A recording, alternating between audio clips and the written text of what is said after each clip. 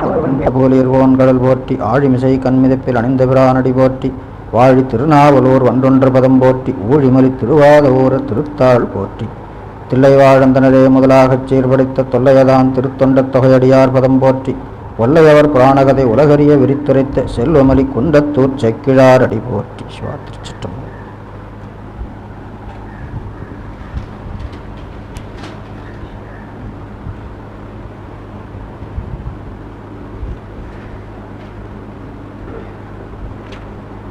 நெய்த்தானம் முடிஞ்சது இல்லைங்க?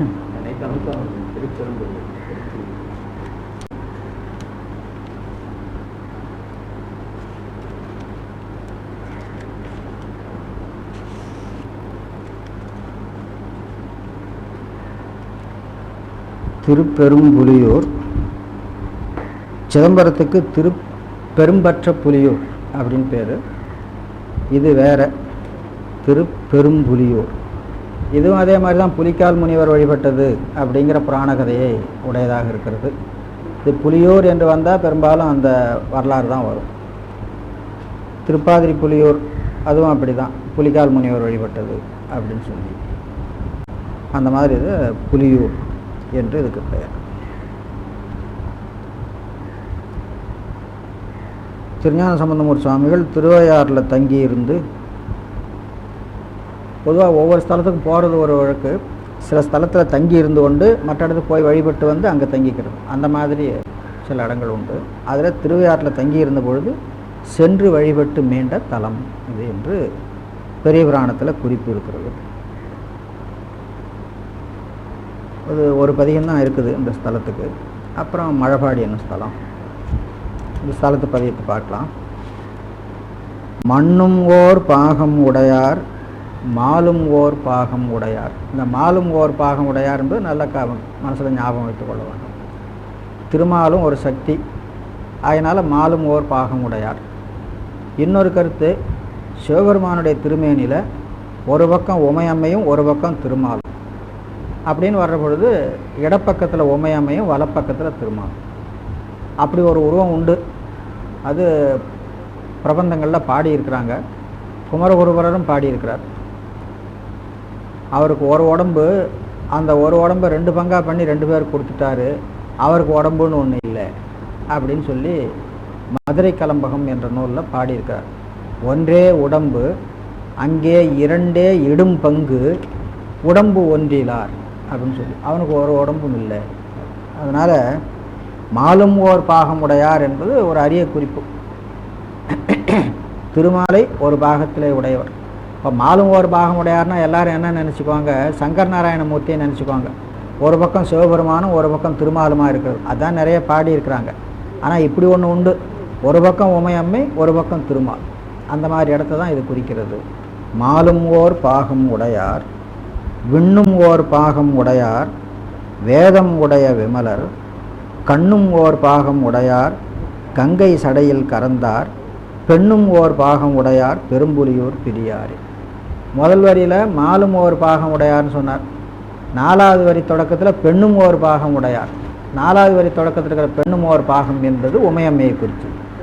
அப்போ இந்த பாட்டில் ஒரு பால் உமையம்மையும் ஒரு பால் திருமாலும், அதாவது இடப்பால் உமையம்மையும் வலப்பால் திருமாலும் இருக்கின்ற ஒரு வடிவம் பேசப்பட்டிருக்கிறது. இது ஒரு அரிய குறிப்பு, மனசில் நினைவு வைத்துக் கொள்ள வேண்டும். அதற்கு மேலே மண்ணும் ஓர் பாகம் உடையார் விண்ணும் ஓர் பாகம் உடையார் கண்ணும் ஓர் பாகம் உடையார் அப்படின்னு ஒரு 3 வரி வருது. அந்த இடத்துலாம் பாகம் என்பது உடம்பில் ஒரு பகுதின்னு அர்த்தம் பண்ணக்கூடாது. அவர் வியாபகமான உருவம் உடையவர். அந்த வியாபகமான உருவத்தில் ஒரு பக்கம் பார்த்தா பிருதிவி தத்துவம் இருக்குது, அதான் மண்ணும் ஓர் பாகம் உடையார். இன்னொரு பக்கத்தில் பார்த்தா ஆகாய தத்துவம் இருக்கிறது, அப்போ விண்ணும் ஓர் பாகம் உடையார். இந்த இடத்துல பாகம் என்பது உடம்பின் பங்கு என்று கருதுவது கடமில்லை. வியாபக நிலையில் ஒரு இடம், அதாவது இப்போ பாருங்க, இப்போ ஜமக்காலம் விரிச்சிருக்குது, இந்த அறை முழுவதும் விரிச்சிருக்குது. இது ஒரு வியாபக பொருள்னு வச்சுங்க. இந்த ஒரு பக்கத்தில் தண்ணீர் ஜார் வச்சுருக்குங்க, ஒரு பக்கத்தில் சேர் போட்டிருக்குது, ஒரு பக்கத்தில் இப்போ இந்த ஜமக்காலத்தில் ஒரு பக்கத்தில் பார்த்தா தண்ணீர் இருக்குது, ஒரு பக்கத்தில் பார்த்தா சேர் இருக்குது, ஒரு பக்கத்தில் பார்த்தா புத்தகம் இருக்குன்னு சொல்கிறோமில்ல. அது மாதிரி இந்த வியாபக பொருளாக இருக்கிற சிவத்தினிடத்தில் ஒரு பக்கம் பார்த்தா பிருதிவி தத்துவம் தெரியுது, இன்னொரு பக்கம் பார்த்தா ஆகாய தத்துவம். பிருதிவி தத்துவம் ஆகாய தத்துவம் ரெண்டும் சொன்னால் ஏனைய தத்துவங்கள் எல்லாம் உடன் கொள்ளப்படும். ஏன்னா எல்லா தத்துவமும் எடுத்து சொல்ல முடியாது இல்லைங்களா. ஆகையினால மாயை மாயேயம் ஆகிய எந்த பொருளிலும் அவன் கலந்திருக்கிறான். அவன் இல்லாமல் எந்த பொருளும் இல்லை. எல்லா பொருளும் அவனிடத்துல தான். வாங்க, சென்னியப்பனோட நின்றுட்டே இருந்தீங்க, அப்புறம் பார்க்கணும்னு நினச்சேன், முடியல.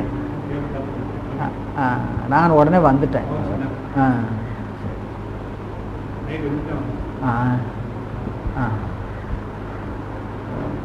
ஆனால் இந்த இடத்துல பாகம் என்பதுக்கு அப்படி அர்த்தம் வச்சுக்கணும். அடுத்து 3வது வரியில் கண்ணும் ஓர் பாகம் உடையார் அப்படின்னு இருக்குது. அது உடம்பின் ஒரு கூற்றிலே கண். அப்போ கண் என்பது உடம்பின் ஒரு கூர் என்று அப்படி அர்த்தம் வச்சு. எனவே பாகம் என்ற சொல்லு 2-3 பொருள் இங்கே வருது. உடம்பின் ஒரு பகுதி, வியாபக நிலையில ஒரு கூறு, உடம்பின் ஒரு கூறு அப்படிங்கிற மாதிரி அப்படின்னு நாம் வச்சுக்கோம். சரி. துண்ணுகடற் பவளஞ்சேர் தூயன நீண்ட தின்தோள்கள் மின்னு சுடற்கொடி போலும் மேனியினால் ஒரு கங்கை கன்னிகளின் புனையோடு கலைமதி மாலை கலந்த பின்னு சடைப் பெருமானார் பெரும்புலியூர் பிரியாரி. இந்த பாட்டில் என்ன செய்தி சொல்லியிருக்குதுன்னா, கங்கை பல கிளைகளாக பிரிந்து வந்து கூடிய நதியோடு சேர்ந்து சிவபெருமானுடைய சடையில் இருக்கிறது. அத்தகைய சடையுடைய சிவபெருமான் திருப்பெரும்புலியூர் என்னும் ஸ்தலத்தில் பிரியாதவராக எழுந்தருளி இருக்கின்றார் அப்படின்னு அர்த்தம். அதுதான் இதில் இருக்கிற செய்தி. அந்த கங்கையை ரொம்ப நீட்டி சொல்லியிருக்கிறார். துண்ணு கடல் பவளஞ்சேர் தூயன நீண்ட தின்தோள்கள் மின்னு சுடற்கொடி போலும் மேனியினால் ஒரு கங்கை. கங்கையினுடைய மேனி ரொம்ப ஒளியுடையதாக இருக்கிறது. மின்னு சுடற்கொடி போலும் மேனியினால் அவள் கன்னித்தன்மை உடையவளாக இருக்கிறார். அதில் பல வகையான கிளை நதிகள் வந்து கலக்கின்றன அப்படின்னு சொல்கிறார். புனை அப்படின்னு ஒரு சொல் இங்கே ஆளப்பட்டிருக்கிறது. புனை என்ற சொல்லுக்கு நீர் என்ற அர்த்தம். இன் புனையோடு கங்கை கன்னி இன் புனையோடு, கங்கை கன்னி இனிய நீர் நிறைந்து அப்படி அர்த்தம். அப்போ தண்ணீர் வடிவமாக கங்கை என்னும் பெண் அங்கே இருக்கிறாள் அப்படின்னு அர்த்தம். முன்னால் இருக்கிற துண்ணு கடற்பவளஞ்சேர் தூயன நீண்ட திண்டோள்கள் என்பது சிவபெருமானுடைய தோளை குறித்து. துண்ணு கடல் பவளஞ்சேர் திண்டோள் தூயன தோள் நீண்ட தோள் அப்படி தனித்தனியாக கூட்டிக் கொள்ள வேணும். சேர் என்பது ஓம உருகு. அப்போ துண்ணு கடல் பவளத்தை போன்ற தோல், தூயனவாகிய தோல், நீண்ட தோல், தின் தோல் அப்படி தனித்தனியாக அர்த்தம் பண்ணிக்கொள்ள வேண்டும். அந்த தோளினை உடைய பெருமானார், தோளை கொண்டு வந்து கூட்டிக்கணும், பெருமானார் தோளினுடைய பெருமானார். அப்புறம் கங்கை கலைமதி மாலை கலந்த பின்னு சடை பெருமானார். கங்கை கலந்த சடையினை உடைய பெருமானார், மதி கலந்த சடையினை உடைய பெருமானார் என்று தனித்தனியாக கூட்டிக் கொள்ள வேண்டும்.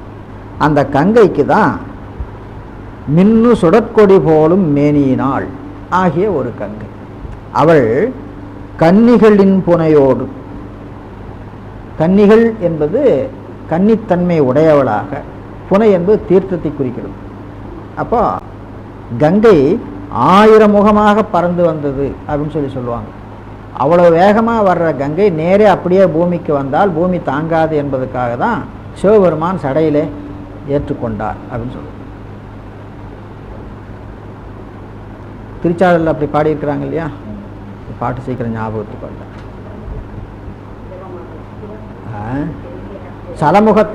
சலமுகத்தால் அவன் சடையில் பாயுமது என்னேடி, சலமுகத்தால் அவன் சடையில் பாய்ந்த நிழல் புகப்பாய்ந்து பெருங்கேடாம் சாழல் அப்படின்னு சொல்லி. அதுதான் அந்த கன்னிகளின் புனையோடு சொல்லுது. 1000 முகமாக பறந்து வந்தனா 1000 கிளைகளாக பறந்து வந்தது என்று அர்த்தம் பண்ணிக்கொள்வோம். அப்படி பறந்து வந்த தண்ணீரோடு சேர்ந்த கங்கை, அந்த கங்கை சடையிலே கலந்திருக்கிறாள், மதி சடையிலே கலந்திருக்கிறது. தின் தோளினை உடையவன், கங்கையும் மதியும் கலந்த சடையினை உடையவன் என்று அவனை சிறப்பித்து சொல்லப்பட்டது. வேறு செய்தி அதில் ஒன்று இல்லை. அது அந்த புனை என்பது ஒரு அரிய சொல், தண்ணீர் அப்படின்னு அர்த்தம். அது அதிகமாக எங்கும் வழக்கத்தில் இல்லைங்க. அடுத்த பாட்டு. கள்ளம் மதித்த கபாலம் கைதனிலே மிக ஏந்தி, கையிலே கபாலம் பிரம்ம கபாலத்தை ஏந்தி இருக்கிறார். அந்த பிரம்ம கபாலத்துக்கு ஒரு அடைமொழி போட்டிருக்கிறார். கள்ளம் மதித்த கபாலம். மதித்தன்னா கருதியன்னு அர்த்தம். கள்ளம் கருதிய, கள்ளம்னா வஞ்சனை, திருட்டுத்தனம் அப்படிங்கிறது எல்லாருக்கும் தெரியும். என்ன வஞ்சனை கருதிற்று, என்ன திருட்டுத்தனம் கருதிற்று அப்படின்னு சொன்னால், பிரம்மா விஷ்ணு இவர்களெல்லாம் ஆன்ம வர்க்கத்தினர் அப்படிங்கிறது நமக்கு எல்லாருக்கும் தெரியும். ஆன்ம வர்க்கத்தினர்னு சொன்னால் அவர்களுக்கு தலைமை இல்லை. சிவபெருமானுக்கு தான் பதிப்பொருள் தான் தலைமை, நமக்கெல்லாம் தலைமை இல்லை. அவன் ஒருத்தந்தான் கர்த்தா, நமக்கு கர்த்திருவம் இல்லை. சாஸ்திரத்தில் நமக்கு அகர்த்தா அப்படின்னு பேர் போட்டிருக்காங்க. சிவபிரகாசத்தில் அகர்த்தா என்ற சொல்லால் தான் நம்ம சொல்லியிருக்காங்க. எனவே எந்த ஒரு காரியத்துக்கும் நாம் தலைவனாக இருக்க முடியாது. ஆனால் அதே சமயத்தில் நாம் தான் எல்லாத்துக்கும் தலைவர் அப்படிங்கிற மாதிரி நாம் நினச்சிக்கிட்டு இருக்கிறோம். இந்த தலைமைக்கு கள்ளத்தலைமை அப்படின்னு பேர். கள்ளத்தலைமைனா என்னன்னு கேட்டால், தனக்கு தலைமைத்தன்மை இல்லாதிருக்கவும் தலைமைத்தன்மை உடையவனுடைய தலைமைத்தன்மையை நாம் நமக்குரியது போல கருதி கொள்கிறோம். இதுதான் வஞ்சனை. இதுக்கு கள்ளத்தலைமைன்னு பேர். திருவருட்பயனில் கடைசி குறளில் இருக்கும், கள்ளத்தலைவர் துயர் கருதி தம் கருணை வெள்ளத்தலை அலைவர் மிக. அதாவது சிவனடியை அணைந்த ஞானிகள், அணைந்தோர் தன்மை பேசுகிறார் கடைசியில். சிவனடியை அணைந்த ஞானிகள் எப்படி இருப்பாங்க? சிவபோகத்தை அனுபவித்து கொண்டிருப்பார்கள். சிவபோகம் மேன்மேலும் விளையுமாறு அதற்குரிய உபாயங்களை செய்து கொண்டிருப்பார்கள். அதற்குரிய உபாயம் என்னன்னா, நாம் காலையில் படித்தது தான். மலம் வாசனை தாக்காமல் தடுத்து கொள்வது, சிவனடியார்களோடு சேர்ந்திருப்பது, சிவனடியார்களையும் சிவலிங்கத்தையும் வழிபடுவது, இதெல்லாம் அந்த சிவபோகம் மேலும் மேலும் வளர்வதற்கு துணை செய்து கொண்டிருப்பார்கள். அது மட்டும்தான் செய்வார்களா அப்படின்னு கேட்டால், அவங்க அந்த சிவபோக அனுபவத்திலிருந்து அப்படியே உலகமுகப்பட்டு வருகிற பொழுது, இங்கே இத்தனை பேர் இருக்காங்களே, இவங்கெல்லாம் எப்போ தான் ஞானம் பெற்று கரையேறுவார்கள் அப்படின்னு வருந்துவார்களாம். அப்படி வருத்தம் வருகிற பொழுது தான் உமாபதி சிவம் போன்றவர்களாம். உமாபதி சிவமெல்லாம் அந்த நிலைமையில் இருந்தவர் தான். எப்போ மறைஞான சம்பந்தரிடத்திலே உபதேசம் பெற்று அவர் சிவானுபவ நிட்டையில் இருக்கிறாரோ அப்போ அவர் அந்த நிலையில் தான் இருப்பார்.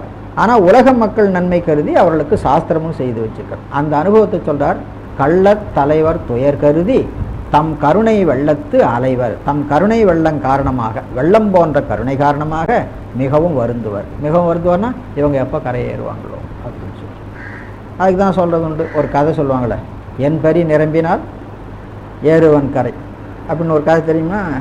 எவனோ ஒருத்தன் மீன் பிடிச்சிட்டு இருந்தானோ தண்ணியில், ஒரு சன்னியாசி கரை வழியாக போயிட்டே இருந்தாராம். இவங்கெல்லாம் இந்த மாதிரி தொழில் பண்ணி வாழ்ந்துட்டுருக்காங்களே, இவங்கெல்லாம் எப்போ தான் கரையேறுவாங்களோ அப்படின்னு. அவனுக்கு இவன் எப்போ தான் கரையேறுவானோங்கிற வாசகம் மட்டும் அவன் காதில் விழுந்தது. ஏன் சாமி வருத்தப்படுறீங்க? என் பரி நிரம்பினா நான் கரையேறிடுவேன். பரிங்கிறது இந்த மீன் போட்டு வைக்கிற பொட்டி ஒன்று இடுப்பில் கட்டிகிட்டு இருப்பான், பிடிச்சி உள்ளே போட்டுக்கிட்டு இருப்பான். என் பரி நிரம்பினால் ஏறுவேன் கரை அப்படின்னு சொன்னான்னு சொல்கிறது.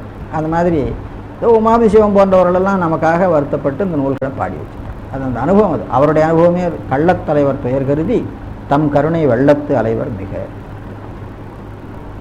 இதான் கள்ளத்தலைமை.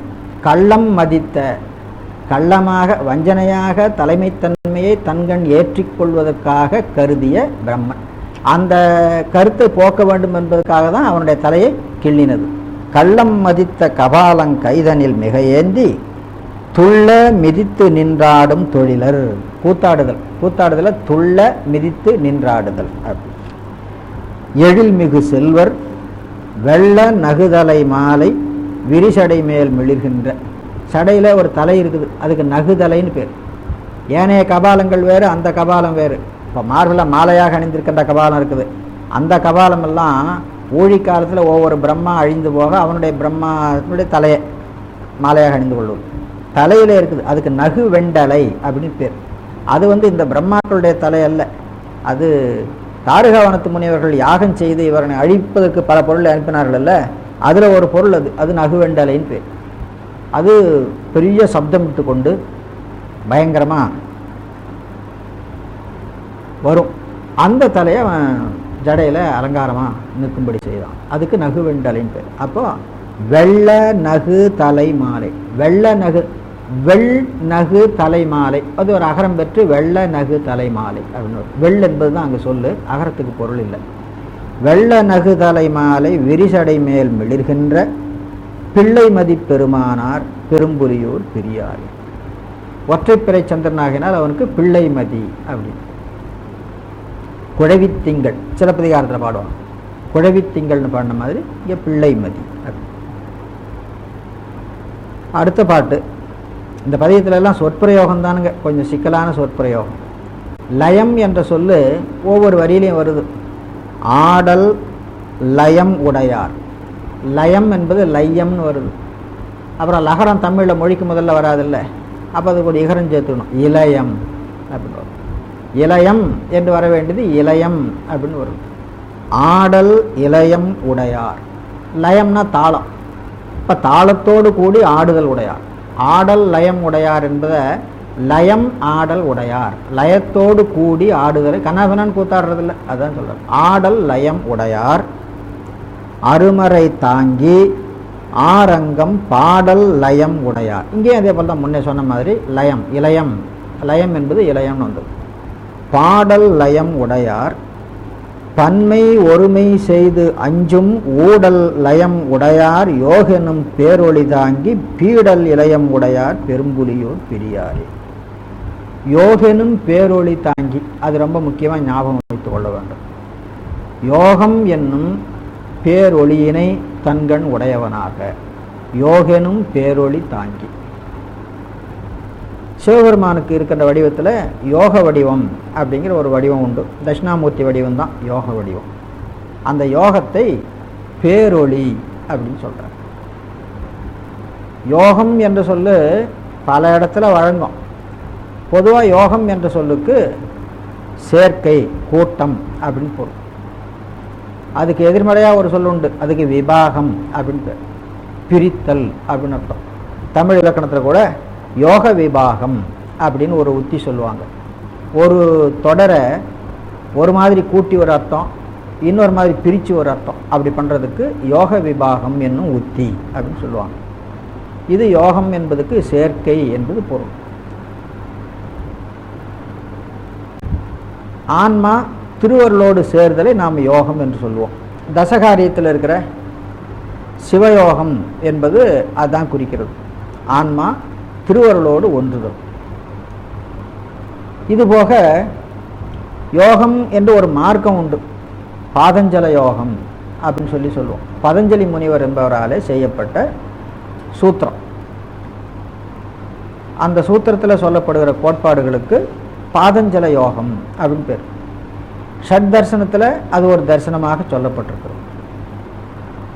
அதில் பெரும்பாலும் சொல்கிறது அஷ்டாங்க யோகம் அப்படின்னு சொல்லுவோம். அஷ்டாங்க யோகம்ங்கிறது யமம், நியமம், ஆசனம், பிராணாயாமம். அதுதான் இப்போ எல்லாரும் யோகா பயிற்சி பண்ணி கொடுக்குறேன், யோகா பயிற்சி பண்ணி கொடுக்குறேன்னு அங்கங்கே சென்டர் ஆரம்பிச்சிருக்கிறாங்க. அவங்கெல்லாம் அந்த பிராணாயாமத்தோடு நின்றுடுவாங்க. அதுக்கு மேலே அவங்களால போக முடியாது. அதுக்கு மேலே பிரத்யாகாரம் இருக்குது, தாரணை இருக்குது, தியானம் இருக்குது, சமாதி இருக்குது.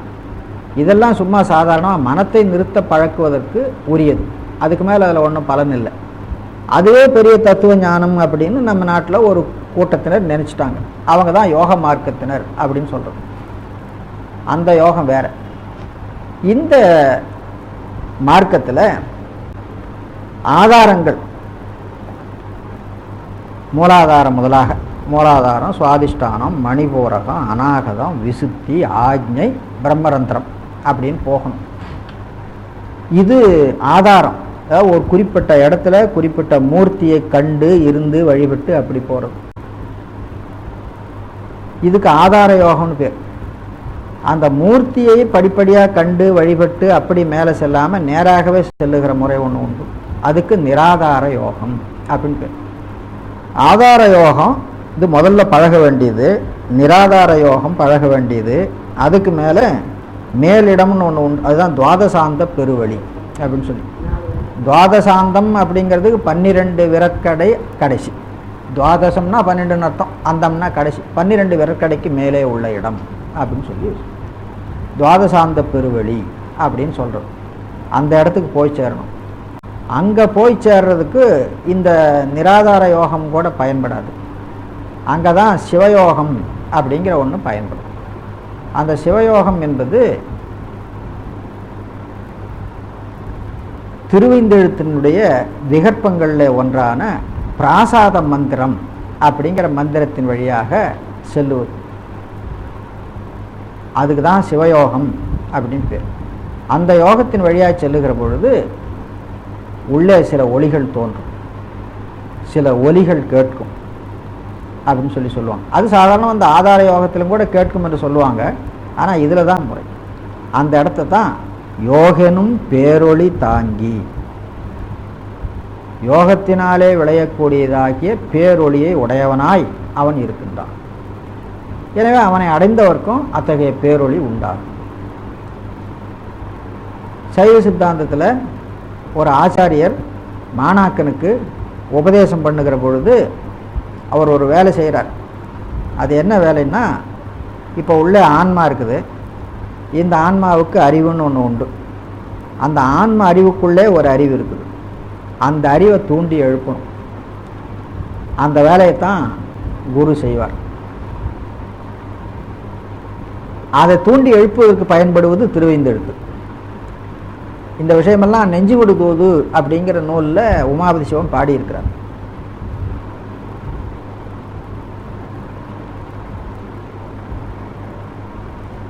இதுவும் யோக மார்க்கத்தில் இருக்கின்ற ஒளி. இதுக்கு தான் சிவயோகம் அப்படின்னு பேர். ஆன்மாவினுடைய சித் சக்தியிலே சிவசித் சக்தியை தூண்டுவதனாலே அந்த ஆன்மாவினிடத்தில் ஒரு விளக்கம் தோன்றும். அந்த விளக்கம் தோன்றும்படியாய் செய்கின்ற யோகத்துக்கு சிவயோகம் என்று பெயர். இந்த சிவயோகத்துக்கு பயன்படுத்துகிற மந்திரம் தான் திருவைந்தெழுத்து மந்திரம். திருவைந்தெழுத்து மந்திரத்துக்கும் பிராசாத மந்திரத்துக்கும் வித்தியாசம் கிடையாது. பிராசாத மந்திரம் தொடக்கத்தில் ஹ என்றிருந்து அப்புறம் அது ஹம் என்றும் சம் என்றும் வந்து ஹம்சம் என மந்திரமாக ஆகும். அப்புறம் அந்த ஹ என்பது பிரணவமாக வந்து பிரணவ கலைகள் பிரிந்து, பிரணவ கலைகளில் அகரம் உகரம் மகரம் இதிலெல்லாம் பிரிவு கிடையாதுங்க. விந்து நாதம்னு ரெண்டு உண்டு. அந்த விந்துவில் பிரிவுகள் உண்டு, நாதத்தில் பிரிவுகள் உண்டு. இதை பிரிக்கிற பொழுது 8 விதமான பிரிப்பு, 10 விதமான பிரிப்பு, 12 விதமான பிரிப்பு, 16 விதமான பிரிப்பு, இதெல்லாம் மூலாதாரத்திலேருந்து துவாதசாந்தம் வரையிலும் போவதுக்கு செய்வது. அந்த இடம்தான் யோகனும் பேரொளி என்று சொல்லுவது. இதுக்கு தான் சிவயோகம். இந்த சிவயோகம் தான் சைவ சித்தாந்தத்தில் வற்புறுத்தப்படுவது. அதான் சிவயோகமே யோகம், அல்லாதையெல்லாம் அவயோகம் என்றே அறி, மற்றதெல்லாம் வீணான யோகம் அப்படின்னு சொல்லி வெறும் மூச்சை மட்டும் பிடிச்சிட்டு இருக்கிறதுனால ஒரு பிரயோஜனம் இல்லை அப்படிங்கிறது கருத்து. அருணகிரிநாதர் துருத்தி எனும்படி வாயுவை கும்பித்து, காற்று துருத்தியில் இருக்கு இல்லையா, அந்த மாதிரி தான் இந்த உடம்பு என்ற ஒரு பையில் வாயுவை அடக்குகிறோம். அந்த வாயு அடங்கிறதுனால ஒரு பிரயோஜனமும் இல்லை. அது இந்த மந்திரத்தினால் அடங்க வேண்டும். இந்த மந்திரத்திலும் சிவமூல மந்திரத்தினால் அது அடங்க வேண்டும். அப்படி அடங்கினால் ஆன்ம சிற்சக்தியிலே ஒளி பிரகாசம் தோன்றும். அந்த இடத்த சொல்லியிருக்கிறார், யோகனும் பேரொளி தாங்கி. இந்த யோகனும் பேரொளி தாங்குவது எதனால வரும்னு கேட்டால், 2வது வரியில் இருக்குது பாருங்க, அஞ்சும் ஊடல் லயம் உடையார். ஊடலாகிய அஞ்சினையும் லயப்படுத்துபவர். ஊடல் அப்படின்னா நம்மோடு பகை கொண்டிருப்பது, பிணக்கு கொண்டிருப்பது. அஞ்சு என்பது ஐம்பொறிகளை உணர்த்துகிறது. அஞ்சும் ஊடலை லயம் செய்கின்றவர். அப்போ ஊடுதலாகிய 5 லயம் செய்கின்ற யோகு, அந்த யோகினாலே விளைகின்ற பேரொளி, அந்த பேரொளியை உடையவர் என்று அர்த்தம் பண்ணிக்கொள்ளலாம். சரி, அஞ்சும் ஊடல் லயம் உடையார். அதுக்கு முன்னால் ஒரு அடைமொழி இருக்குது, பன்மை ஒருமை செய்து. பன்மையை ஒருமை செய்து ஊடலை உடைய 5 லயம் செய்து அதனாலே யோகு உடையராய், யோகினாலே விளைகின்ற பேரொளி உடையவராய் அவர் விளங்குகிறார். இது சிவபெருமானுடைய யோக வடிவத்தை பற்றி பாடின பாட்டு. இந்த மாதிரி பாட்டுகள் கிடைக்கிறது ரொம்ப கஷ்டங்க. தட்சிணாமூர்த்தி பாட்டு வரும்.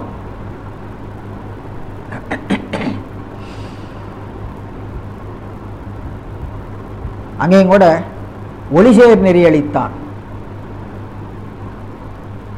ஒளிசேர் நெறியளித்தான் என்ற கோயில் அப்படின்னு சொல்லி யோக மார்க்கத்தில் இருக்கிற பொழுது அவர் நமக்கு அளித்தது ஒளிசேர் நெறி அப்படின்னு.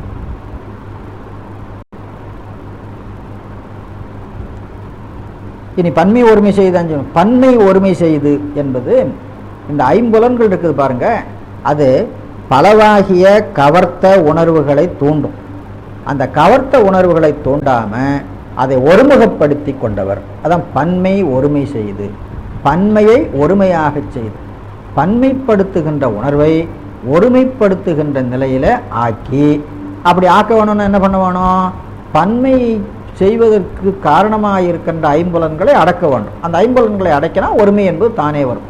அப்போ பன்மை ஒருமை செய்து அஞ்சும் ஓடல் லயம் உடையார். அஞ்சும் ஓடல் லயம் என்பதை ஓடல் அஞ்சும் லயம் உடையார். ஓடுதலை உடைய அஞ்சினையும் லயப்படுத்துதலை உடையார்.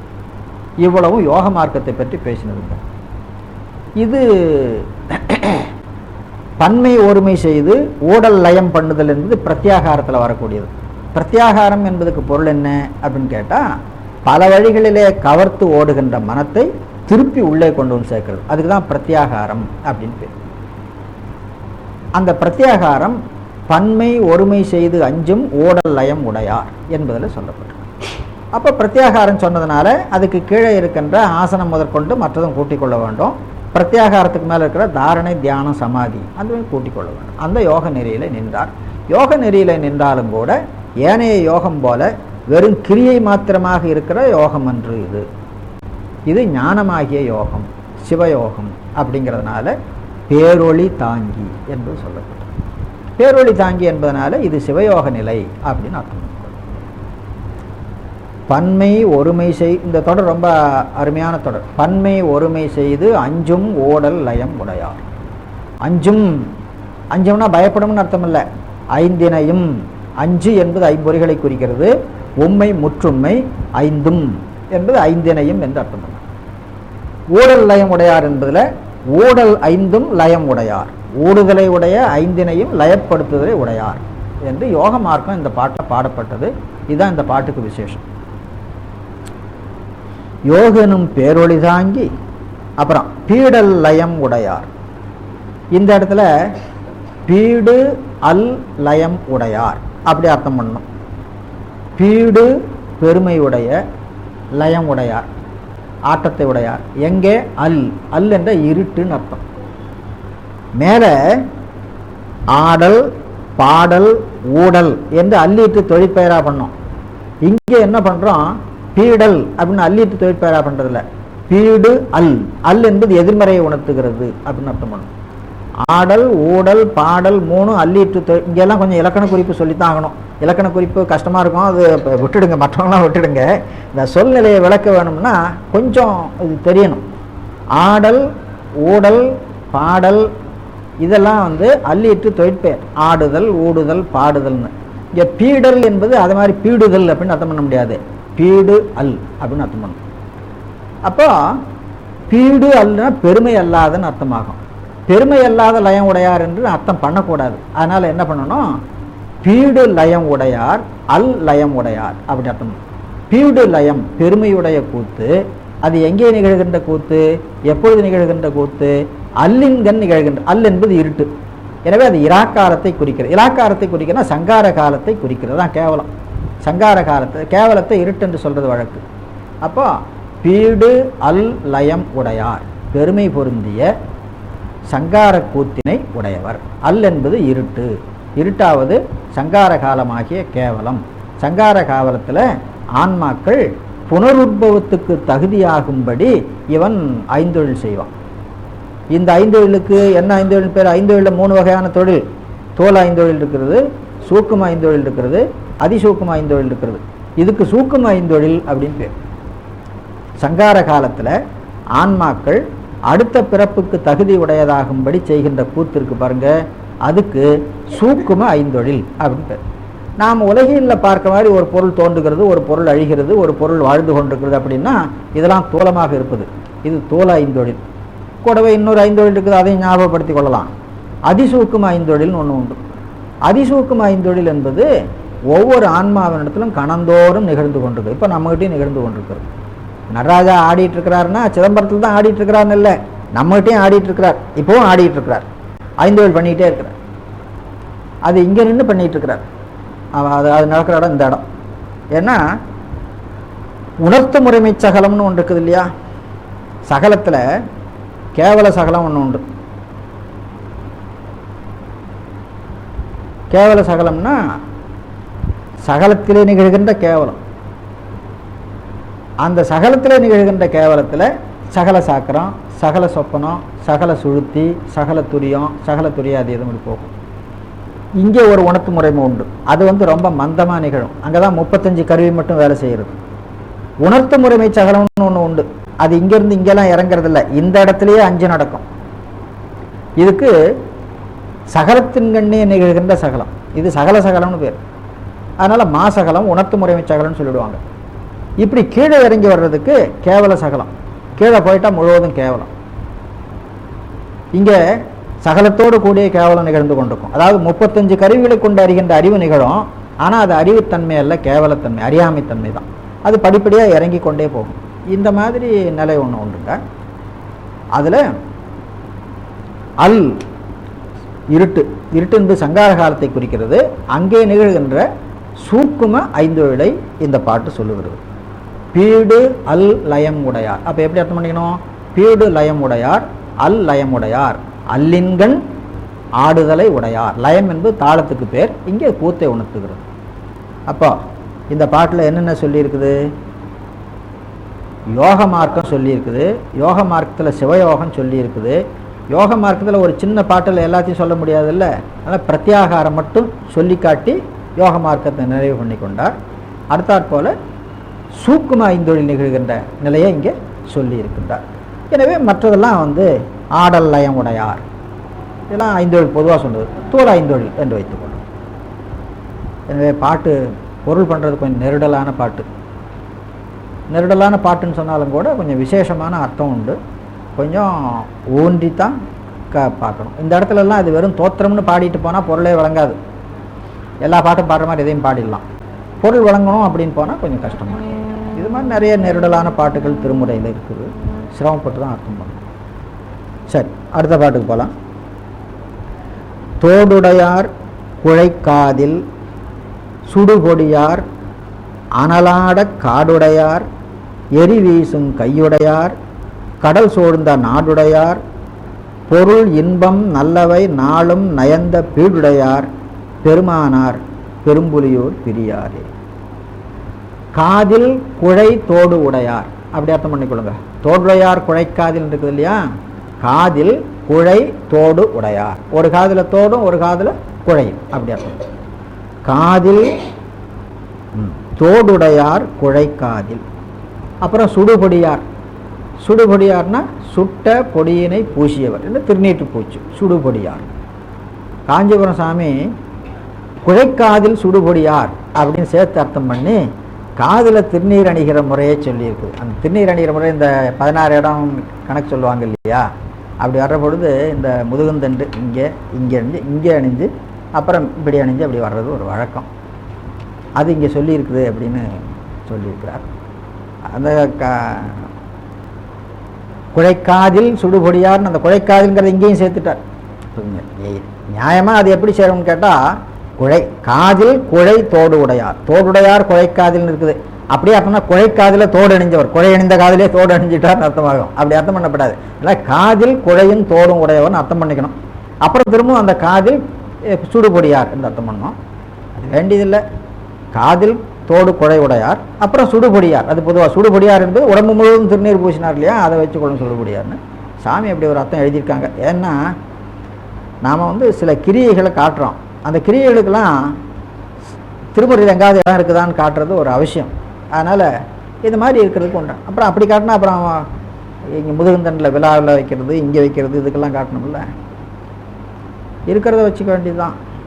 சுடுபொடியார் அனலாட காடுடையார், அனலேந்தி ஆடுவதற்காக காட்டை இடமாக உடையார்.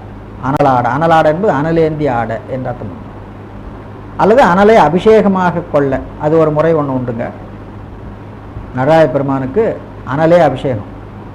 அனலாட காடுடையார் எரி வீசும் கையுடையார் கடல் சூழ்ந்த நாடுடையார் பொருள் இன்பம் நல்லவை நாளும் நயந்த பீடுடையார்.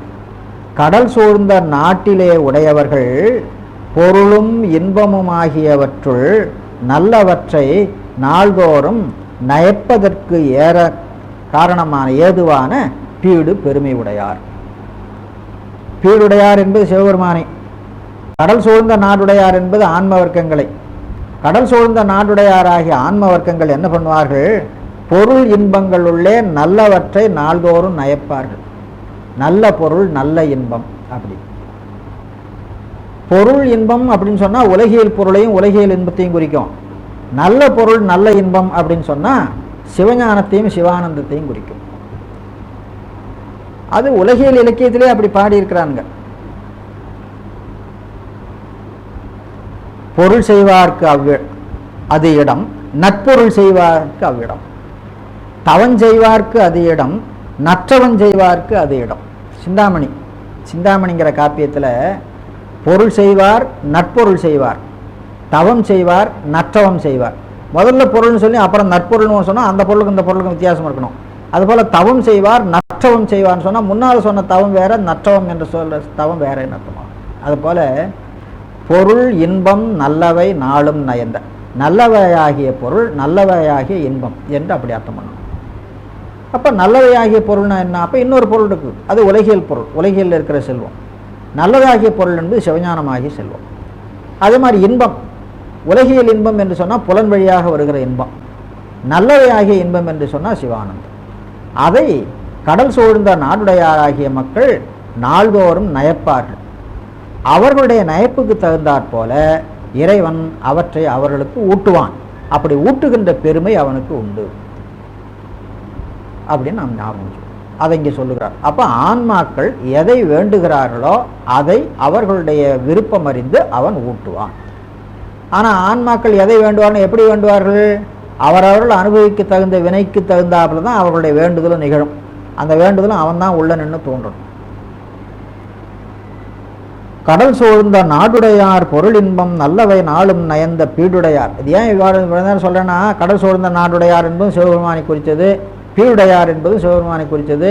பொருள் இன்பம் நல்லவை நாளும் நயப்பவர் அவர் அப்படின்னு குறித்து அப்படியே அர்த்தம் போகும். அப்படி அல்ல, அதுக்காக சொன்னேன். கடல் சூழ்ந்த நாடுடையாராகிய மக்கள் நல்லவையாகிய பொருள் இன்பத்தை நாளும் நயத்திற்கு காரணமான பீடு பெருமை உடையவர் அப்படின்னு அர்த்தம் பண்ணி அடுத்த பாட்டுக்கு போகலாம். கற்றது உற பணி செய்து காண்டும் என்பார் அவர் தங்கண். தங்கள் இல் பாடம் பிரித்து போட்டிருக்காங்க, அது இன் அப்படின்னு இருக்கணும். அப்படிங்கிறது சாமி பாடம், காஞ்சிபுரம் சாமி பாடம்.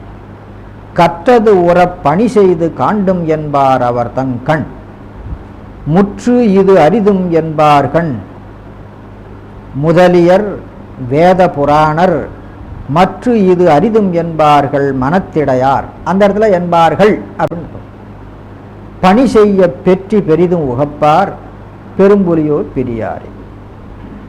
கற்றது உற பணி செய்து காண்டும் என்பார் அவர் தம் கண். கண் என்பது அறிவு. யாருடைய அறிவு அப்படின்னு கேட்டால், சாஸ்திரங்களை படித்தாங்க.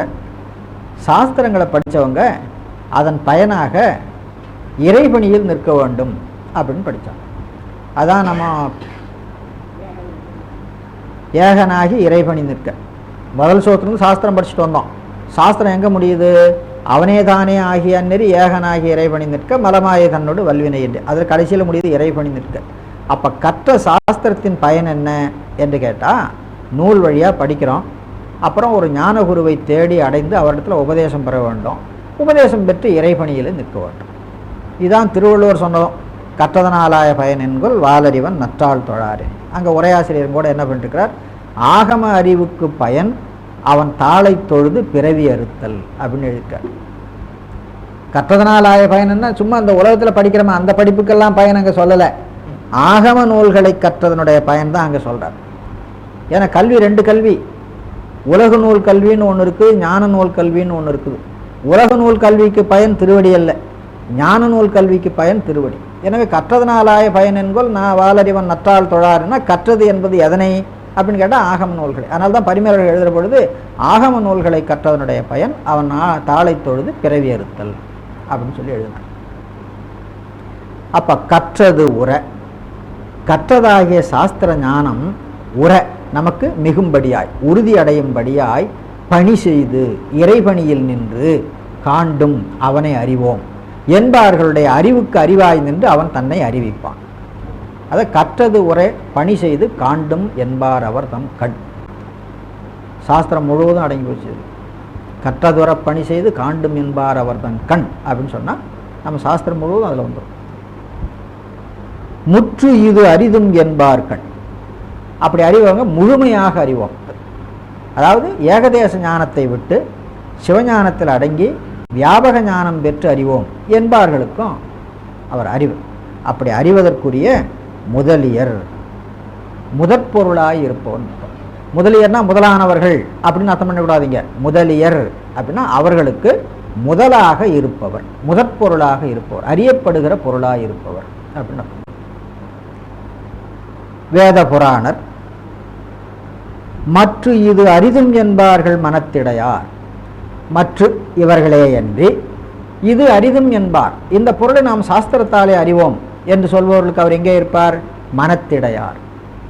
மனத்தின் கண்ணே நின்று அறிவிப்பார். அறிவுக்கு அறிவாக நிற்பது வேறு, மனத்தின் கண்ணே நிற்பது வேறு. அறிவுக்கு அறிவாக நிற்பது என்பது ஞானத்தினை நல்குவது. மனத்தின் கண்ணே இருப்பவர் என்பது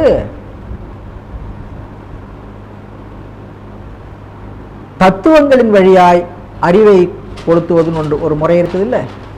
ஆன்மாவுக்கு அறிவு கொடுக்க வேணும்னு சொன்னால் நேராக கொடுக்க முடியாது, தத்துவங்களின் வழியாக தான் கொடுக்க முடியும். ஆன்மாவும் அறிகிற பொழுது கருவிகளை கொண்டு தான் அறியும், நேராக அறியாது. அதுதான் வேஞ்சகம் பேர். எனவே வேஞ்சக பொருளிலே கலந்து அறியப்படுகின்றவராக இருப்பார். மற்ற இது அரிதும் என்பார். மற்ற என்பது முன்னே சொன்னதை மாற்றி வருகிறது. முன்னே சொன்னது அறிவுக்கு அறிவாக அறிதலை சொன்னது.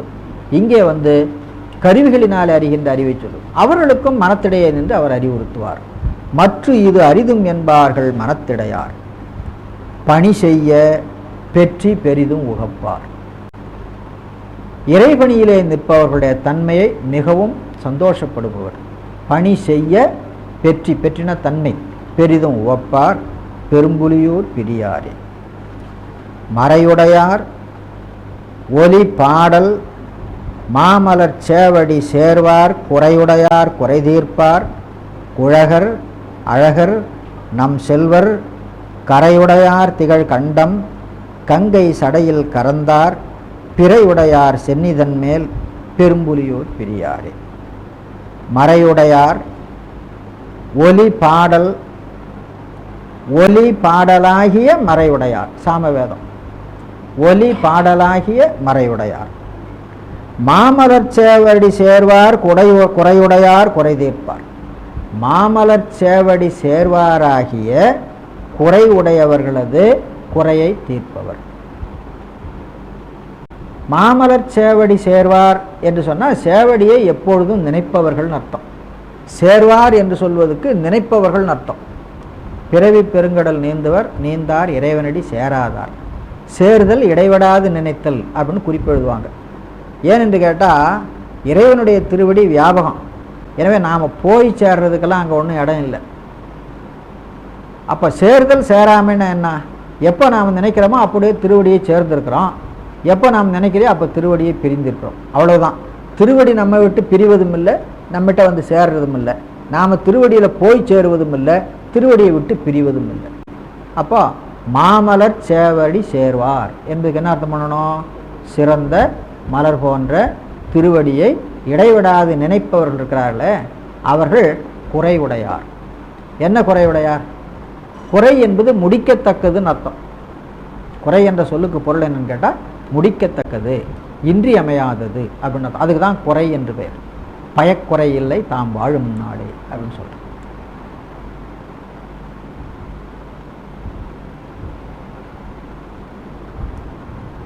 இவங்களுக்கு முடிக்கத்தக்க பொருள் என்னவாக இருக்கும்? மாமலர் சேவடி சேர்வார். அவங்க ஒரு குறைவுடையவங்க. என்ன குறை அவங்களுக்கு அப்படின்னு கேட்டால் திருவடி இன்பத்தை பெறுதல் தான்.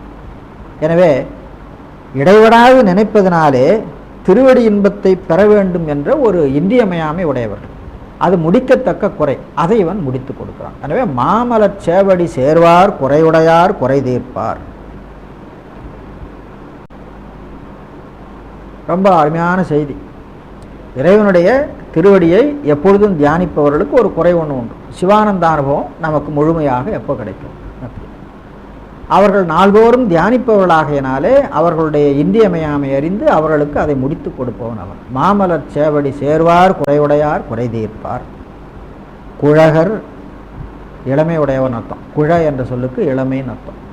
அழகர் நம் செல்வர். செல்வர் என்பது சிவானுபூதியாகிய செல்வம் உடையவர். கரையுடையார் திகழ் கண்டம், அது பழக்கமாக எப்பவும் படிச்சுட்டு இருக்கிறது தான். கங்கை சடையிற் கறந்தார் பிறையுடையார் சென்னிதன் மேல், முன்னேற்றியில் அணிந்திருக்கிறார் இல்லை, அதனால் பிறையுடையார் சென்னிதன் மேல், சென்னி என்பது இங்கே முன்னேற்றி என்று அர்த்தம் பண்ணிக்கொள்வார். பெரும்புலியூர் பிரியார் உறவியும் இன்புறு சீரும் ஓங்குதல் வீடு எளிதாகி துறவியும் கூட்டமும் காட்டி துன்பமும் இன்பமும் தோற்றி மறவியன் சிந்தனை மாற்றி வாழ வல்லார் தமக்கு என்றும் பிறவியறுக்கும் பிரானார் பெரும்புலியூர் பிரியாரே. நிறைய விஷயங்களை சேர்த்து வச்சிருக்கிறார் இதுல. பிறவியறுக்கும் பிரானார்,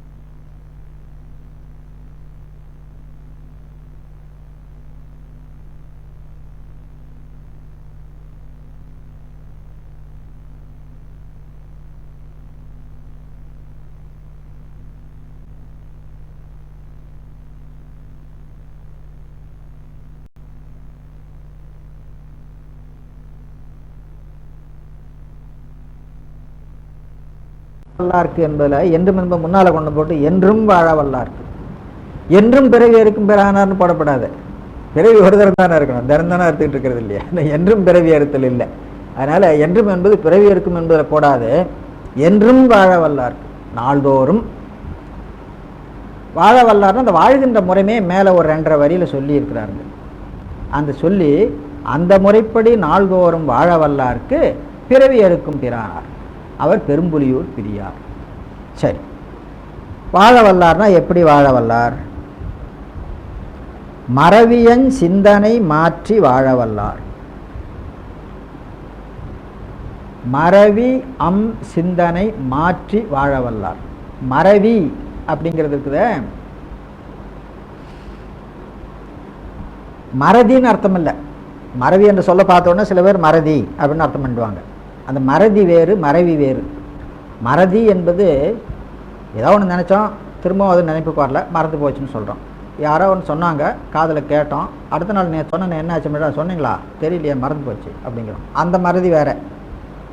மறவி என்பது இருக்குது பாருங்க, அது மறக்கிறது இல்லை, நினப்பில் இருக்கும் ஆனால் செய்யறது இல்லை, அதுக்கு தான் மறவி அப்படின்னு. படிக்கணும்னு ஞாபகம் இருக்கும், படிக்கணும்னு சொல்லிக்கிட்டே இருப்போம், ஆனால் படிக்க மாட்டோம். ஏன்? படிக்கிறதுல ஒரு சோர்வு. அதை போல் எத்தனையோ வேலைகள் இருக்கும், வேலை இருக்குதுன்னு தெரியும், செய்யணும்னு தெரியும், எந்த நேரத்தில் செய்யணும்னு தெரியும், எப்படி செய்யணும்னு தெரியும், ஆனால் செய்ய மாட்டோம். இதுக்கு தான் மறவி அப்படின்னு. இதை தமிழில் பொச்சாப்பு அப்படின்னு சொல்லுவாங்க. திருவள்ளுவரில் அப்படி தான் பாடியிருக்கிறார். நம்ம உலக வழக்கத்தில் சொன்னால் ஒரு சோர்வு, ஒரு அலட்சியம் அப்படின்னு சொல்லலாம். செய்தால் போகுது, நாளைக்கு செய்தால் போகுது, நாளைக்கு செய்தால் போகுது. ஞாயிற்றுக்கிழமை பாடம் நடத்தணும்னா போன திங்கக்கிழமையை படித்து வச்சுக்கலாம் இல்லை, திங்கக்கிழமையில் ஞாபகம் இருக்கும் ஞாயிற்றுக்கிழமை பாடம் நடத்தணும், ஞாயிற்றுக்கிழமை பாடம் நடத்தணும். நான் சனிக்கிழமை மத்தியானம் வரலும் படிக்க மாட்டேன், படித்தா போகுது. இன்னும் செவ்வாய்க்கிழமையிலேருந்து ஒரு 4 நாள் இருக்குதுல்ல, புதன்கிழமையிலேருந்து இன்னும் 3 நாள் இருக்குது. இப்படியே நினச்சிட்டு வந்து சனிக்கிழமை வந்தால் ஐயையோ நாளைக்கு போய் நடத்தணுமே அப்படின்னு அவசரமாக படிக்க போகும். இதே திங்கக்கிழமையே படித்தா என்ன, இன்னும் தெளிவாக படிக்கலாம், இன்னும் ஒரு 2-3 நூல்கள்லேருந்து குறிப்புகள் சேகரிக்கலாம், செய்யலாமே. அது நமக்கு முடியறதில்லை. அதுதான் மறவி. அந்த சிந்தனையை மாற்ற வேண்டும், திருவடியை வழிபட வேண்டும், இறைவனியில் நிற்க வேண்டும். நினப்பு இருக்குது, நிற்கிறதில்லை. அந்த சிந்தனை மாற்றி திருவடியிலே நிற்க வல்லவர் அவர்தான் மறவி சிந்தனை மாற்றி வாழ வல்லார். என்றும் மறவியன் சிந்தனை மாற்றி வாழ வல்லார்க்கு பிறவி அறுக்கும் பிரானார். பிறவி அறுக்கிறது எப்படி அப்படிங்கிறதுக்கு சில விளக்கங்கள் மேலே சொல்லியிருக்கிறார், அதை பாருங்க.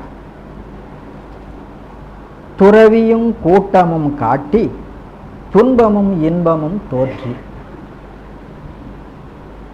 துறவியும் கூட்டமும் காட்டி துன்பமும் இன்பமும் தோற்றி.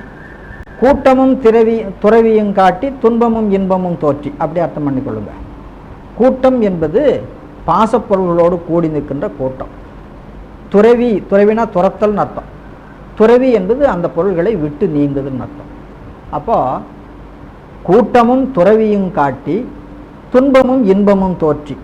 கூட்டம் காட்டி துன்பம் தோற்றி, துறவி காட்டி இன்பம் தோற்றி, அப்படி அர்த்தம் பண்ணும். அப்போ பந்தமும் முத்தியும் செய்பவன் அவன். பந்தம் வீடு தரும் பரமன் அப்படின்னு சொல்கிறோம். பந்தமும் வீடும் ஆயினார்க்கு அப்படின்னு படிக்கிறோம். அதுதான் துறவியும் கூட்டமும் காட்டி துன்பமும். இந்த துன்பமும் இன்பமுங்கிறதுனால அந்த துறவியும் கூட்டம் என்பதை மாற்றிக்க சொன்ன. கூட்டமும் துறவியும் காட்டி அப்படி பண்ணலாம் அப்படின்னு சொல்லி அப்படியே இருந்தபடியும் பண்ணலாம். இருந்தபடியும் பண்ணால் அது ஒரு நிரல் நிறை, எதிர் நிரல் நிறைன்னு பேர். நான் முதல்ல மாற்றினது முறை நிரல் நிறை வர்றதுக்காக மாற்றினேன். இது எதிர் நிரல் நிறை. துறவியும் இன்பமும் காட்டி துறவியும் கூட்டமும் காட்டி துன்பமும் இன்பமும் தோற்றி. அப்புறம் மேலே ஒரு வரி இருக்குது, அதுக்கு போகலாம். உறவியும் இன்புறு சீரும் ஓங்குதல் வீடு எளிதாகி. வீடு எளிதாகி. வீடு என்பது விடுதல் என்னும் பொருளில் வருது. வீடுனா மோட்சங்கிற பொருளில் வரல. விடுதல் எளிதாகி. எப்படி விடுதல் எளிதாகி, எதனை விடுதல் எளிதாகி அப்படின்னு கேட்டால், உறவியும் இன்பூறு சீரும் ஆகிய இவற்றிலே ஓங்குதலை விடுதல் எளிதாகி. உறவியும் இன்புறு சீரும் ஓங்குதல், அதை முதல்ல தனியாக அர்த்தம் பண்ணிக்கொள்ளுங்க. உறவி அப்படின்னா உறுதல் அப்படின்னு அர்த்தம். உறுதல் என்பதுதான் சுற்றம், அது எது நமக்கு வந்து சேருகிறது அல்லவா, அவைகளெல்லாம் உறவி. அந்த உறவியினாலே வருகின்ற சீர், இன்பத்தை மிகுவிக்கின்ற சீர். இன்பு உரு சீர். உரு என்பதுக்கு மிகுவிக்கின்றன்னு அர்த்தம் பண்ணணும், அது உரிச்சொல். இன்பு உரு சீர், இன்பத்தை மிகுவிக்கின்ற சிறப்பு. அப்போ உறவி, அந்த உறவியினாலே இன்பத்தை உருகின்ற சிறப்பு, இவைகள்லாம் ஓங்கும். நாளுக்கு நாள் கொஞ்சம் கொஞ்சமாக வளரும், ஓங்கும். அதிலிருந்து விட வேண்டும். அதிலிருந்து விடுதல் நமக்கு எளிதாக வேண்டும்னா இறைவன் நமக்கு என்ன பண்ண வேணும்? கூட்டமும் துறவியும் மாற்றி மாற்றி காட்ட வேண்டும். அப்போ உறவியும் இன்புறு சீரும் ஓங்குதல் வீடு எளிதாகி துறவியும் கூட்டமும் காட்டி துன்பமும் இன்பமும் தோற்றி பிறவியருக்கும் பிரானார். இதை கொண்டு பிறவியருக்கும் வந்து கூட்டிக் கொள்வார். யாருக்கு அப்படின்னு கேட்டால், மறவியம் சிந்தனை மாற்றி, என்றும் மறவியம் சிந்தனை மாற்றி வாழ வல்லார்க்கு பிறவியருக்கும். எப்படி பிறவியறுப்பான் அப்படின்னு கேட்டால், இந்த பற்றுக்களிலிருந்து விடுபடுவதை எளிதாக்கும் வண்ணம் கூட்டம் காட்டி துறவி காட்டி இன்பம் தோற்றி துன்பம் தோற்றி, அப்படி அர்த்தம் பண்ணணும். அப்போது முதல் 2 வரியை கொண்டு போய் பிறவியறுக்கும் பிரான் என்பதை கூட்டிக் கொள்ள வேண்டும். 3வது வரி யாருக்கு பிறவியறுக்கும் பிரான் அப்படிங்கிறத எடுத்துக்கணும். பாட்டு ரொம்ப அருமையான பாட்டு. ஆனால் சொல் பொருள் தான் ரொம்ப நெருடல். சாதாரணமாக பாட்டு படிக்கிற மாதிரி இல்லை பாருங்கள், கொஞ்சம் சிரமமாக இருக்குது. இந்த பாட்டை படிக்கிற பொழுதே கொஞ்சம் சிரமமாக இருக்குது. சொற்பொருள் பண்ணுற பொழுது கொஞ்சம் சிரமமாக இருக்குது. துறவி உறவி என்பது போல் சொற்பொருள்லாம் வருது. ஆனால் விஷயம் ரொம்ப நல்ல கனமான விஷயத்தை பாட்டுக்குள்ள வச்சுக்கிறார். அடுத்த பாட்டு. சீருடையார் அடியார்கள் சேடர் ஒப்பார் சடை சேரும் நீருடையார் பொடிப்பூசும் நினைப்புடையார் விரிகொன்றை தாருடையார் விடையோர்வார் தலைவர் 510 பேருடையார் பெருமானார் பெரும்புலியூர் பிரியாரே. இந்த பாட்டில் சிரமம் ஒன்றும் இல்லைங்க, எளிமையாக பாட்டு போயிட்டுது. சீருடையார் அடியார்கள் சேடர் ஒப்பார். சீருடையாராகி அடியார்கள் இருக்கிறாங்க, அவர்களிலே உயர்ந்தவராக இவர் இருப்பார். சேடராய் அவர்களோடு ஒத்தவராய் இருப்பார் அப்படின்னு சொல்லி.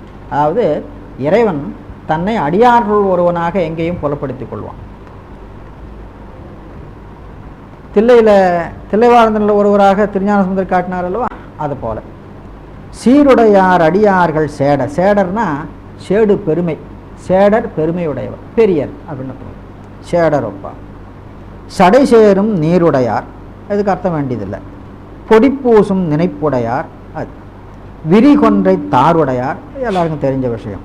விடையூர்வார் தலைவர் 510 பேருடையார். 1000 பேர்னு சொல்கிறான், இங்கே 510 பேர் சொல்லியிருக்கார். 110ன்னா 1000, 5000 அப்படி 110 510 பேருடையார் பெருமானார் பெரும்புலியூர் பிரியாரே. உரிமையுடைய அடியவர்கள் உள்ளுற உள்க வல்லார்கட்கு அருமையுடையன காட்டி அருள் செய்யும் ஆதி முதல்வர். கருமையுடை நெடுமாலும் கடிமலர் அண்ணலும் காணா பெருமையுடை பெருமானார் பெரும்புலியூர் பிடியாரே. பின்னால் இருக்கிற 2 வரியில் அதிக விசேடம் ஒன்றும் இல்லை. கருமையுடை நெடுமாலும் கடிமலர் அண்ணலும், கடிமலர்னா வாசனை மிக்க மலர், கடி என்ற சொல்லுக்கு வாசனைன்னு அர்த்தம். கடிமலர் அண்ணலும் காணா பெருமையுடை பெருமானார் பெரும்புலியூர் பிடியாரே. அவர் யாரு? ஆதி முதல்வர், அருள் செய்யும் ஆதி முதல்வர். எவ்வாறு அருள் செய்வார், யாருக்கு அருள் செய்வார், அதான் இப்போ தெரிஞ்சுக்க வேண்டிய விஷயம். ஏன் முதல்ல யாருக்கு அருள் செய்வார்னு பார்த்துக்குவோம். முதல் வரியில் உள்க வல்லார்கட்கு அருள் செய்யும் ஆதி முதல்வர். உள்க வல்லார், உள்குதல்னா நினைத்தல். உள்க வல்லார்க்கு அருள் செய்யும் ஆதி முதல்வர். அவர்கள் எப்படி உள்குவார்கள்? உள்ளுற உள்க வல்லார். உள்ளுற ஆன்ம அறிவின் உள்ளாக இறைவன் விளங்கும்படியாய் தியானிக்க வல்லவர்கள். அதாவது 9ஆம் சூத்திரத்தில் வருது இல்லைங்களா, ஊனக்கண் பாசம் உணராப்பதியை ஞானக்கண்ணினில் சிந்தை நாடுகள், ஆன்ம அறிவின் கண்ணே நாடுதல். அதான் உள்ளுற உள்குதல். ஆன்ம அறிவின் உள்ளே, உர என்றால் மிக, மிக பொருந்தன அர்த்தம் இல்லை, மிக என்ற அர்த்தம். உரு என்பது ஒரு உரிச்சொல், அதுக்கு மிகுதி என்பது ஒரு பொருள். சால உரு தவ நனி கழி கூர் மிகல் அப்படின்னு சொல்லி இலக்கணம் சொல்லுவாங்க. உள் உர உள்ளத்திலே மிகும்படியாக உள்க வல்லார் தியானிக்க வல்லவர்கள். அதாவது பதிஞானத்தினாலே பதியை ஆன்ம அறிவினுள்ளே நாடுதல் அப்படின்னு அர்த்தம் பண்ணும். அதான் 9ஆம் சூத்திரம்.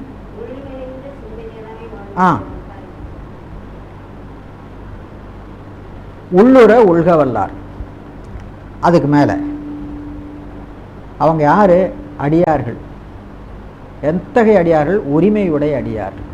சிவஞானத்தை பெறுவதற்கு உரிமையுடைய அடியார்கள். எல்லா ஆன்மாக்களும் சிவஞானத்தை பெறுவதற்கு உரிமையுடையன தான். ஆனாலும் அந்த இருவினை ஒப்பு என்ற பக்குவம் வந்தால் தான் சிவஞானத்தை பெறுகின்ற உரிமை வரும். அது வரைக்கும் வராது. இருவினை ஒப்பு வந்தால் மலபரிபாகம் வரும். மலபரிபாகம் வந்தால் திருவருள் சக்தி பதியும். திருவருள் சக்தி பதிந்த ஆன்மாவுக்கு இறைவன் குருவடிவாக வந்து அருள் செய்வார். அவங்கள தான் உரிமையுடைய அடியார்கள் என்று சொல்கிறோம். உரிமையுடைய அடியார்கள் உள்ளுற உள்க வல்லார்கட்கு அருள் செய்யும் ஆதி முதல்வர். எப்படி அருள் செய்வார் அப்படின்னு கேட்டால், அருமையுடையன காட்டி அருள் செய்யும் ஆதி முதல்வர். அருமையுடையன அப்படின்னா அறிதற்கு அருமையுடைய பொருள்களை அறிவித்து அதுக்கு மேலே அருள் செய்வார் அப்படின்னு அர்த்தம். அறிதற்கு அருமையுடைய பொருள்கள் என்பன யாவை அப்படின்னா, பொருள் என்பதற்கு பதி பசு பாசம் 3 பொருள். இதில் ஆணவம்னு ஒரு பொருள் இருக்குது. அங்கேருந்து வருவோம். முதல்ல ஆணவம் என்ற பொருளை நம்மால் அறிய முடியுமோ? அறிய முடியாது. சாஸ்திரத்தினால அறியலாம், அனுபவபூர்வமாக இதுதான் ஆணவம் என்று அறிய முடியாது. அது ஒரு பக்கம் இருக்கட்டும். பசு இருக்குது. நான் ஆன்மா, எனக்கு ஒரு அறிவு உண்டு, நான் வினை செய்கிறேன், வினையின் பயன் உண்டு, வினையின் பயனை அனுபவிக்கிறேன். இது ஏதாவது தெரியுமா? இல்லை எங்களுக்கெல்லாம் தெரியுதுன்னு சொல்லாதீங்க. நாம் சாஸ்திரம் படிக்கிறோம் அதனால் தெரியுது, மற்றவர்களெல்லாம் அது தெரியாது. ஆன்மான்னு ஒரு பொருள் உண்டுன்னு தெரியாதவங்க இருக்கிறாங்கன்னு நாம் படிக்கிறோம் இல்லை. அப்போது இறைவன் என்ன பண்ணுகிறான்? திருவருளினாலே ஆணவம் இது என்று காட்டி, எவ்வளவு காலம் நீ இதில் தான் இருந்தாய், உன்னை நான் தான் மாயாகாரியமாகிய கருவிகளை கூட்டி வினையை பண்ண வச்சு வெளியில் கொண்டு வந்தேன். நீ உன்னையும் அறியாதவனாக இருந்தாய். அப்புறம் உன்னுடைய இயல்பு இது எனக்கு காட்டி, உனக்கு மேலாக இருக்கிறது திருவருள் என்று திருவருளின் இயல்பு இது எனக்கு காட்டி அப்படி அறிவிப்பான். அதான் அருமை உடையன காட்டி அருள் செய்யும் ஆதி முதல்வர். இதைத்தான் காட்டாதனையெல்லாம் காட்டி சிவங்காட்டி தாழ்த்தாமரை காட்டி தன் கருணை தேன் காட்டி ஆழ்தான் கொண்டாண்டவா பாடுதுங்கான் அம்மா. அதில் காட்டாதனையெல்லாம் காட்டி என்பதன் பொருள் தான் அருமை உடையன காட்டி.